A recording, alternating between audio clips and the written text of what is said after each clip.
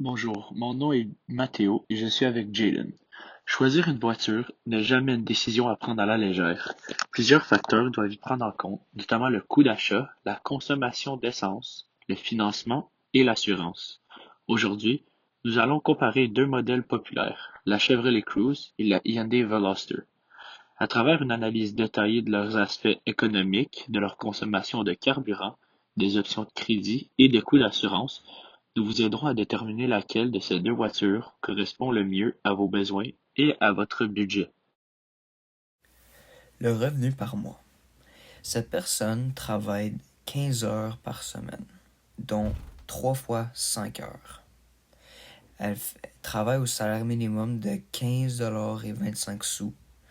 Cela donne un revenu de 915 $ par mois.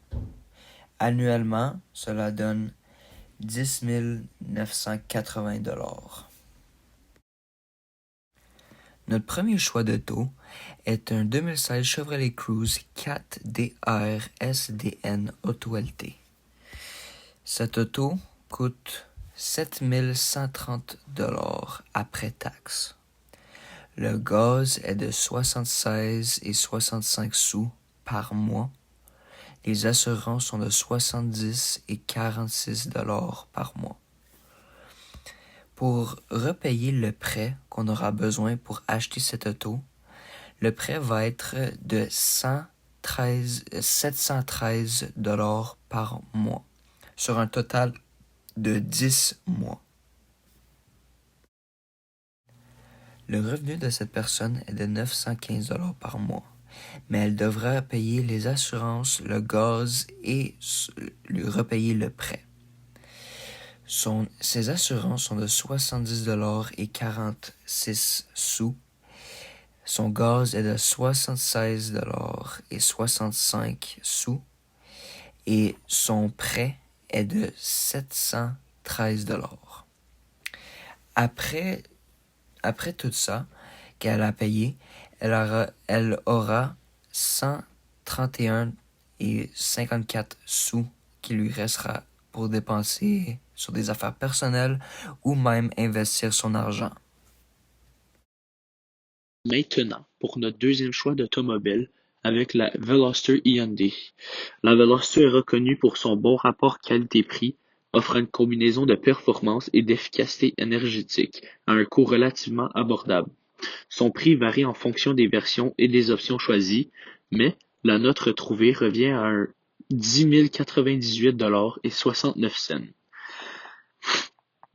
Le coût des assurances pour une Hyundai Veloster peuvent varier, selon plusieurs facteurs comme l'âge du conducteur, l'historique de la conduite et la version du véhicule. Celles-ci qu'on a pu trouver sur les sites recommandés ont assuré que les assurances reviendront à un 70,46 $ par mois. Ainsi, la consommation de gaz, grâce à son moteur 4 cylindres efficace, devra seulement utiliser 83,49 $ du conducteur pour un mois. Et finalement, le paiement du prêt est 841,56 $ mois pour 12 mois. Pour le deuxième choix, si on prend le revenu par mois de la personne et enlevons les assurances, un total de 70,46 $, un autre pour le carburant qui est 83,49 $, moins les paiements du prêt pour mois sur 12 mois, qui est un total de 841,56 $, il restera qu'un total de 80,51 $ à leur compte. De plus, elle n'aura pas d'argent restant à dépenser soit sur elle-même des activités, des loisirs et plus. Et elle sera en dette.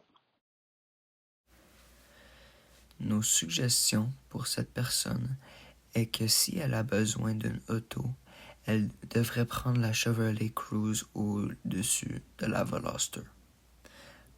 Parce que cette auto est un très bon choix et ça rentre bien dans le budget. Et ça lui donne de l'argent pour utiliser pour des dépenses personnelles ou des investissements. Mais si elle n'a pas besoin d'un auto et c'est juste un désir, on lui suggère de prendre l'autobus pour bien économiser son argent. car une grande partie de son argent va déjà à l'auto pour l'entretien, le gaz, l'assurance.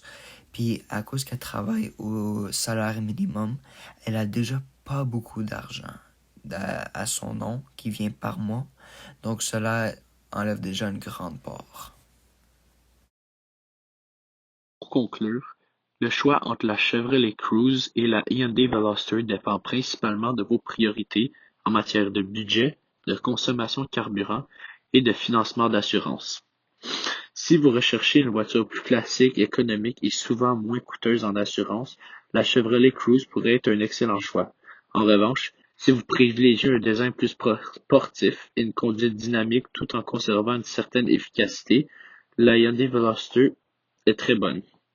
Chaque modèle présente des avantages et la meilleure décision sera celle qui correspond le mieux à votre budget. Ainsi, nous recommandons la Chevrolet Cruze pour son coût minime. Mais, de plus, pour économiser plus à long terme et en tant qu'efficacité, l'autobus est toujours un moyen de déplacement efficace et utile.